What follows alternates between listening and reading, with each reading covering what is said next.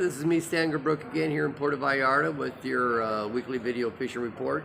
I have to apologize for the last couple of weeks. I had problems with anything electronic. The whole month, everything just, if it was electronic, it blew up on me. I don't get it. So, but I have a new phone, and now I figured out how to use it. So we're going back with the video fishing reports.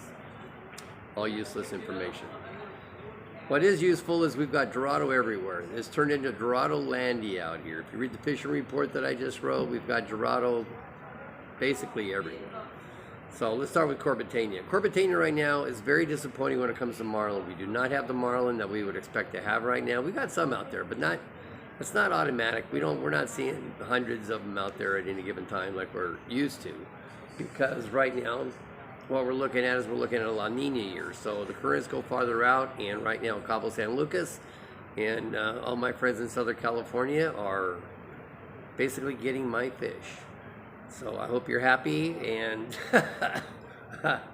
and we're not doing too bad down here, but forget the Marlin's not really not happening out there. No blues, a few blacks, but I haven't seen anybody boat a Marlin for more than a week now. That's bad news. The good news is we've got 80-pound tuna about 10 miles north of Corbetena. We have sailfish numbers are picking up, and they're good size. They're actually pretty large. We have Dorado just about everywhere. There's mature trash lines out there at Corbetena, Punta de Mita. They're all over the place out there because we have been getting rain. And you have sailfish. You've got Dorado, like I mentioned, but not just 20-pound Dorado. We're looking at 30, 40-pound Dorado out there in some cases. And then, of course, you got the Coubera snappers, plenty of Jack Rebels running around the area. We got a lot of 10-pound skipjack tuna. So if you know what skippies are, normally 6 pounds is about as big as they get. So 10-pounder, that's a pretty big boy. Water temperatures are down just a touch, about 86. You could run into some dirty water out there, but for the most part, you won't. You know how that all goes. So right now, a 10-hour trip to Corbetena is worth the money as long as you're not going to be targeting too many Marlin. Now to move on, the area in between El Morro to Punta de Mita, well, that's pretty much alive. Closer you are to Punta de Mita, the better it's going to be. We have had some mature trash lines over there by the Marriott Islands, behind the Marriott Islands right there. So the fishing is good out there, and of course we're seeing sailfish, we're seeing Dorado, you'll see some, maybe some snapper over there by El Morro. There's been some rumors of some roosterfish over there, and of course we've got Jack Rebels, Bonita, goes like that. So right now, an 8-hour trip is well worth the time, the money, and the screaming and yelling your wife's going to throw at you, so you've been warned. And inside the bay, you know what was last week was just an absolute disaster. Pablo went out on Que Pasa the other day, and on a 4-hour trip, caught 11 Dorado right in the middle of the bay. And he actually hooked in the more, but they lost it. So 11 Dorado in the bay. We've also got, believe it or not, skipjack tuna. We got Jack Rebels, and they're running anywhere from 25 to about 35, maybe 40 pounds. It's very early for them. Sierra mackerels are starting to move in, but nothing reliable. They're out there by Punta de Mita as well. I'm sorry, by El Morro and the Marriott Islands. Over by Los Arcos, we have some Dorado down there as well. Now, these aren't small Dorado. These are good-sized Dorado, 25-pound Dorado, maybe even larger. You can get real lucky out there. So I don't want to get too excited out there. Yalapas, still got some tuna over there. You have to chum them up.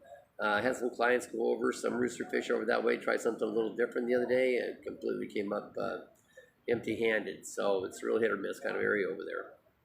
What we're seeing right now is the days are getting a little cooler, the water temperature is down a little bit. That's a strong indication of La Nina. And the bite is still happening after 9 o'clock, so there's no sense in getting up too early hitting it out there. So not a whole lot much more to say about that, because, you know, basically when it's good, it's good. And when it's not, it's not. And right now it's good. No problem with bait. We got tons of sardines out there, goggle eyes, you name it, flying fish.